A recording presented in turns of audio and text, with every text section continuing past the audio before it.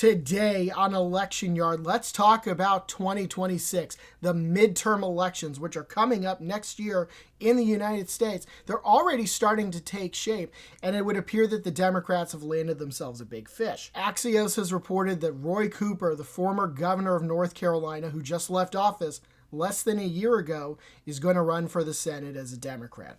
This is an open seat as Republican Senator Thom Tillis is not going to run again. He was first elected in 2014, knocking out Democratic incumbent Kay Hagan, and then getting reelected in 2020 in a race that initially looked like he could lose, but an October surprise sex scandal helped take down his opponent. Tillis is now on Donald Trump's bad side, which means he's on the GOP base's bad side, and there were also rumblings that Cooper was going to get in, so Tillis is exiting. Cooper was a two-term governor of North Carolina, flipping the governorship in 2016 against an unpopular incumbent, and then getting reelected in 2020 before being termed out in 2024. That governor's race, of course, was very memorable in that the Republican nominee in that election made just about every negative headline that a candidate could make in one cycle. Back to Cooper. The Democrats could not have recruited any better in this race if they tried. There is another Democrat announced, former Congressman Wiley Nickel, who had flipped a House seat in 2022 before being gerrymandered out in 2024.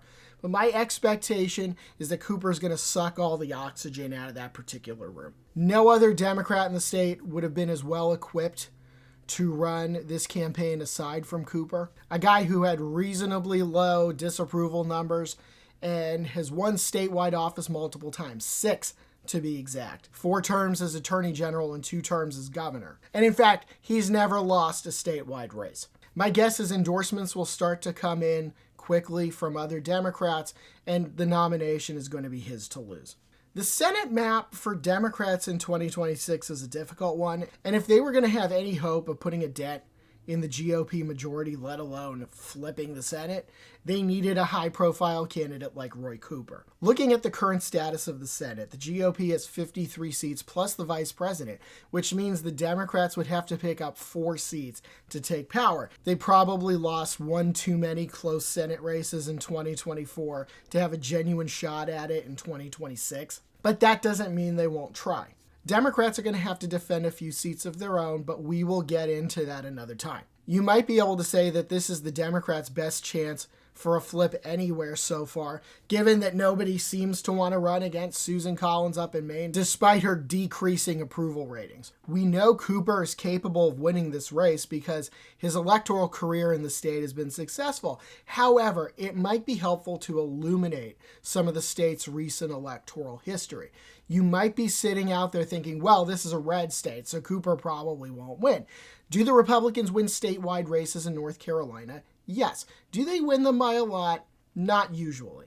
They have this consistent habit of winning their races by narrow margins. Cooper might well be the antidote to that. Anyway, let's look at major statewide results in North Carolina. And I say statewide because the House races don't really matter, and they were just gerrymandered to hell. So how those went in 2024 is not really representative of the state's purple nature. In the presidential races, Trump won North Carolina by 3.66 points in 2016, 1.34 points in 2020, and 3.21 points in 2024. In gubernatorial elections, Cooper won by 0.22% in 2016, 4.51% in 2020, and then Josh Stein won by 14.82 points in 2024, but that one's an outlier. Stein's Republican opponent was Mark Robinson, who proved to be a uniquely bad candidate. A less controversial and scandal-plagued Republican probably would have lost by a lot less. As for the Senate races since 2014, this is what's important, and maybe a glimmer of hope for the GOP. Thom Tillis flipped this particular Class 2 seat in 2014 by 1.56 points. He was reelected in 2020 by 1.75 points. His co-senator for most of this time was Richard Burr, who won in 2016 in the Class 3 seat by 5.69 points, and then his replacement, Ted Budd, won in 2022 by 3.23 points. I said it was a glimmer of hope because even though Democrats, and Cooper specifically, do well at the state level, Democrats have lost every close race at the federal level here for years. It would take a special candidate to break that, which Cooper has the potential of being, but either way, it's gonna be close.